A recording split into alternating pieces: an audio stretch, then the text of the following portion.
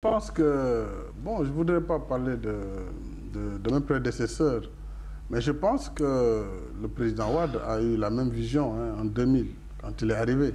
Bien avant 2000 déjà, à Ablaye Wade, tout le monde sait qu'il avait défendu le projet d'aéroport, le projet de grandes infrastructures ferroviaires.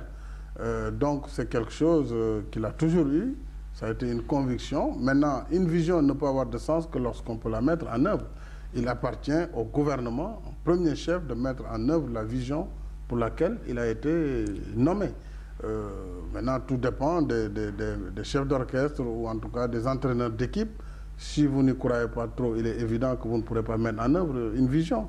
Moi, j'y crois et j'en veux, mon équipe y croit, mon gouvernement a réalisé cette vision qui est devenue une réalité. Un système a été mis en œuvre pour véritablement, depuis avril 2004, pour véritablement avoir un plan de suivi de toutes ces réalisations, un tableau de bord quotidiennement coaché pour nous permettre d'être au rendez-vous. Il ne s'agit pas d'une opération électorale du tout, puisque certaines infrastructures ont démarré quand même depuis 2004, 2005. L'autoroute, par exemple, il a fallu venir faire des modifications dans la structure du budget en 2005. On a dit on arrête le modèle de budget qu'on appliquait jusque-là. Le modèle qui consiste à la reconduction des crédits votés chaque année et puis en l'addition de crédits de nouveaux services votés. Nous avons dit non, il faut arrêter, réaliser les infrastructures par notre propre budget. C'était osé, mais il a fallu y croire. Et en 2005, nous avons décidé sur le budget de l'État de mettre 74 milliards pour la première fois pour entamer la première branche de l'autoroute Malick Sy Pikine, réalisée par l'APIX. Et nous l'avons fait parce que c'était une conviction forte. Et une fois que l'État a montré le ton, tout de suite les bailleurs sont venus. Exactement. Ça a été dur avec les bailleurs de fonds parce qu'on avait des conventions antérieures avec les bailleurs. Oui, nous leur avions dit que nous continuons le travail avec vous, mais cette première tranche, nous la prenons en charge. Nous, État du Sénégal, et c'est ce que nous avons fait.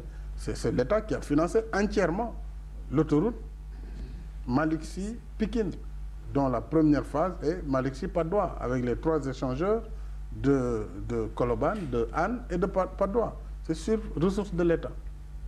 Alors, dès que ce volontarisme a été prouvé, nos partenaires nous ont accompagnés sur la suite, c'est-à-dire jusqu'à Diamniadio, où la Banque mondiale est aussi très engagée, mais l'AFD et tous les autres, y compris la BAD, la BID, aujourd'hui aussi, les Américains eux-mêmes s'intéressent à cette autoroute. C'est pour dire que tout le monde est venu et nous réaliserons cette autoroute parce que nous y avons cru. Or, cette autoroute va coûter 200 milliards de francs CFA entre Dakar et Diamniadio, ce qui est donc la première tranche avant la tranche Diamniadio-Thiès. Il en est de même pour l'aéroport international Blaise Diagne. Aujourd'hui, nous avons quasiment bouclé le financement par un mécanisme de création d'une redevance, dite RDIA, redevance de développement des infrastructures aéroportuaires, et adossé à un prêt qui sera fait, et lequel prêt devrait être remboursé par cette redevance. Ils viennent de choisir l'opérateur de cet aéroport, après une procédure de sélection. Ce sont les Allemands donc, qui devront opérer.